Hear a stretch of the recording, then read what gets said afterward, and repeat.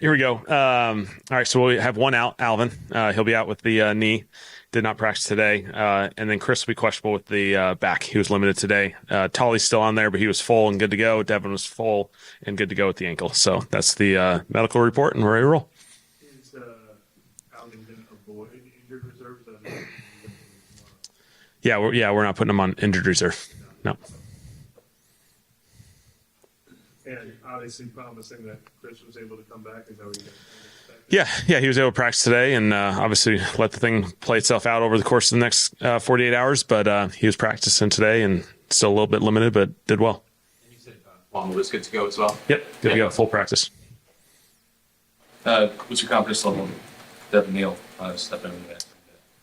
Yeah, feel great about Devin. And really that whole backfield. I thought, the guys we've signed, Audric, Evan, those type of guys, as they've kind of developed, they've done a nice job, and we signed Ian this week.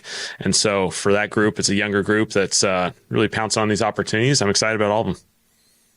What was it that when it stood out to you on Ian Wheeler from hours or anything like that? Yeah.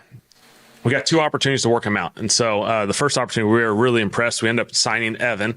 But really, we love both of these guys. And so then, as this week progressed, felt like it would be beneficial to bring in another guy. And so he did another fantastic workout. Good player. You can feel the spark, the energy. He's really, really focused. He's really detailed.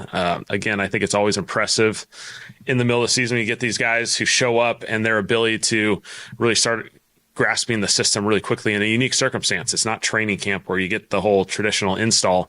You kind of got to piece it all together really fast. And so I've been really impressed. Kind of highlighted something similar about Audric estimating about how quickly he caught on to things. Do you expect him to have a large role this weekend with Alvin out? Yeah. Obviously, we anticipate Audric, playing in this game and playing a role. And so, again, he's applied himself really well over the month or so that he's been here. And so he's put himself in a really good position.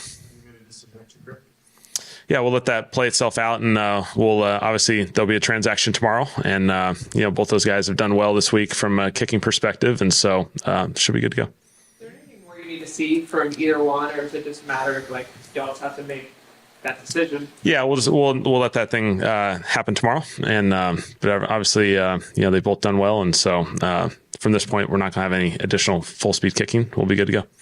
What's the just peek behind the curtain if you can in terms of the process of making that decision, who all's involved, how those conversations go? Yeah.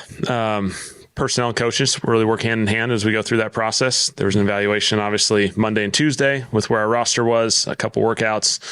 We kicked on Thursday. So both guys had a few different kicks throughout practice. We kind of intermixed it throughout practice. And so both did well, and then, we just communicate with that, make a decision, and that'll happen obviously tomorrow with the transactions. With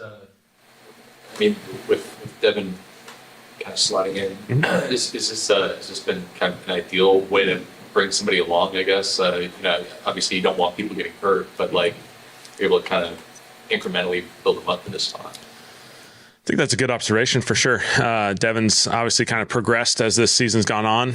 Limited training camp because of injury. Still was ready and available as the early season went on. Obviously unfortunate to lose Kendre, so then his role increases to the 2 spot. And he's just continued to increase. And I just really love and appreciate his consistency. He's really dialed. He understands his responsibility each and every play, each and every opportunity.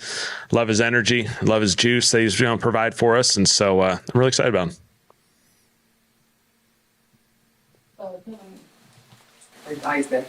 When you look at the tape on the Dolphins, what has really stood out to where they've been successful the last 3 or 4? Yeah, I think, it always starts with turnovers, red zone football. I think there's some trend lines there, and then you look at them and, limited explosives, very, very good there. And so all those, categories kind of add up to playing really stout defense. They're not giving up a ton of points because of that. I think they're playing pretty good in the run game. They got really good edges. They got some really talented players on that team. A lot of pieces that were kind of added, a few pieces that were added this year. And so, you can tell that they're starting to play better and better together. Kind of the red zone operation for you all continue to have, or how much of a focus do you continue to have on people in the course of this week? Yeah. get to evaluate each and every week. And so obviously the goal is to play better down there because we know the impact that it certainly had on this past game. We weren't able to get it done. We'll continue to try and build the plan, keep evolving, keep growing, keep finding different solutions as we go. And so, we'll get there. Does their effectiveness as a red zone defense factor into your preparation at all, or are you more focused on what you're doing than what they're doing? It's always a combination. You got to start with yourself, make sure you're doing what suits us best. And then secondly is obviously, always looking at the opponent, how do they play schematically, personnel wise. And so they've done a good job. I think that's been a trend line for them that has had positive impacts on their games for them is forcing field goals. They're leading the league in forcing field goals in the red zone. And so they've done a nice job there. Friday is traditionally like the red zone day where guys look Yep. at it, right? Yep. Is that something like as the problem kind of they're still there? Is that something where you would look at extending it to like practicing on Thursday or early in the week? Is that something you guys have done already? Or anything like that? We always talk about finding different ways to navigate it. Obviously, we really devote pretty much all of this Friday to red zone, and so we spend a lot of time on it. We just got to continue to get better there. Is Alvin kind of week to week at this point? Yeah. I think that's fair to say. We'll see how it goes.